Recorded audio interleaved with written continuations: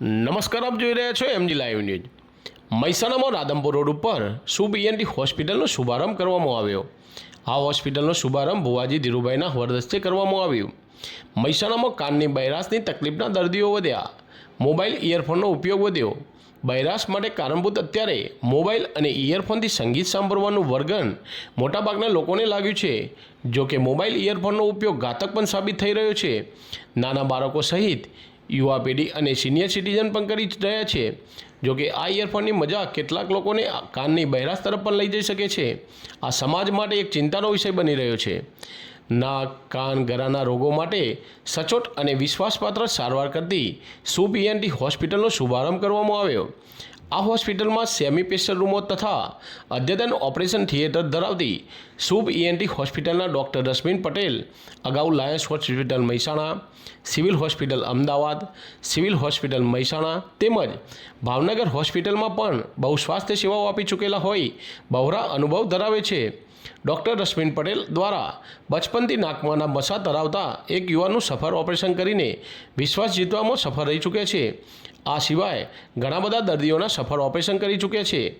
આ હોસ્પિટલમાં નાકમાં મસા, નાકમાં હાડકું વધવું, સાઇનસ, કાનમાં રસી આવવી, કાનમાં સડો થવો, ગળામાં કાકડા વધવા, સ્વરપેટીમાં મસા તથા અન્ય બીમારીઓના ઓપરેશન, મોં, ગળા તેમજ સ્વરપેટીના કેન્સરનું નિદાન તેમજ સારવાર, થાઇરોઇડના તમામ રોગોનું નિદાન અને સારવાર, નાકના તેમજ જડબાના ફ્રેક્ચરની સારવાર સહિત અનેક તકલીફોના સચોટ નિદાન અને સારવાર માટે ઉત્તમ હોસ્પિટલ બનશે એવી ડૉક્ટર રશ્મિન પટેલે આત્મવિશ્વાસ સાથે આશા વ્યક્ત કરી હતી।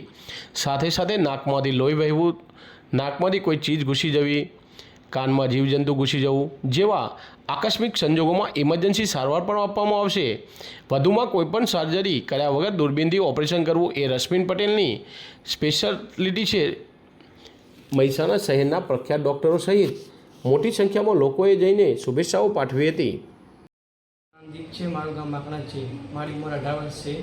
માને પહેલાં નાનપણથી શરદી હતી અને નાકમાં મચ્છા હતા અને હાડકું વધતું હતું। તે મેં રશ્મિનભાઈ ડૉક્ટર જોડે શુભ હોસ્પિટલમાં મુલાકાત લીધી। પછી મેં એમને ઓપરેશનની વાત કરી। પછી મેં 23 તારીખે ઓપરેશન કરાવ્યું અને મારે 3.5 કલાક ઓપરેશન ચાલ્યું અને એના પછી મારે હાલ અઠવાડિયું થયું, રાહત બહુ છે, અંદર ટોકા લીધા છે અને હોસ્પિટલ રાધનપુર રોડ પર પટેલ જ્વેલર્સની બાજુમાં આવેલું છે। આ ઓપરેશન કર્યા પહેલાં તમને શું શું તકલીફ થતી હતી? મને પહેલાં શરદી રહેતી હતી બહુ અને શ્વાસ નહોતો લેવાતો, નાનપણથી રહેતી હતી તકલીફ। અને ઓપરેશન કર્યા પછી તમને શું લાગ્યું? હવે ઓપરેશન કર્યા પછી મને બહુ રાહત છે અને શ્વાસ લેવામાં બહુ કંઈ તકલીફ થતી નથી।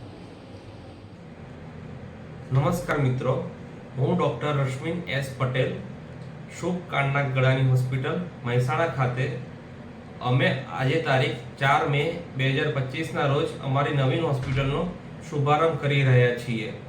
અમે અહીંયા દર્દીઓને રોગ જેવા કે કાનમાંથી રસી આવવી, કાનમાં સડો હોવો, નાકમાં ત્રાસું હાડકું, નાકમાં સાઇનસની તકલીફ, નાકમાં મસા હોવા, નાના બાળકોમાં જોવા મળતા ગળામાં કાકડા તેમજ એડિનોઇડ્સ તેમજ ગળામાં જોવા મળતા મસાની પણ સારવાર અહીંયા ઉપલબ્ધ કરીએ છીએ। અહીંયા અમે કાનનું ચેકા વગર દૂરબીનથી ઓપરેશન કરતા હોઈએ છીએ તેમજ નાકના બી મસાના ઓપરેશન દૂરબીનથી થતા હોય છે, જેમાં બહારથી કોઈ ચેકો કે સ્કાર મૂકવામાં આવતો નથી। અહીંયા અમે ઇમરજન્સી સર્વિસીસ જેવી કે નાકમાંથી બ્લડ આવવું, નાકમાં કોઈ વસ્તુ જેવા કે ચણાનો કે સિંગનો દાણો નાના છોકરામાં નાખી દેવો, કાનમાં કોઈ જીવડું ગરી જવું, આ બધી સર્વિસીસ અમે ઇમરજન્સીમાં આપતા હોઈએ છીએ। અમારી hospital Radhanpur circle Patel jewellers મહેસાણાવાળાની પાસે ઉપસ્થિત છે।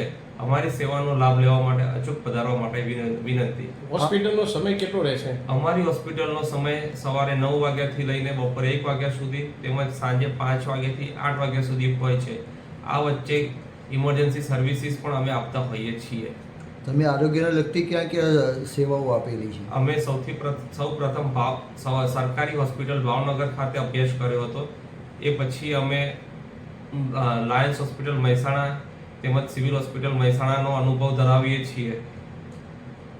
અમારો ટોટલ 8 વર્ષનો આ ફિલ્ડમાં અનુભવ છે।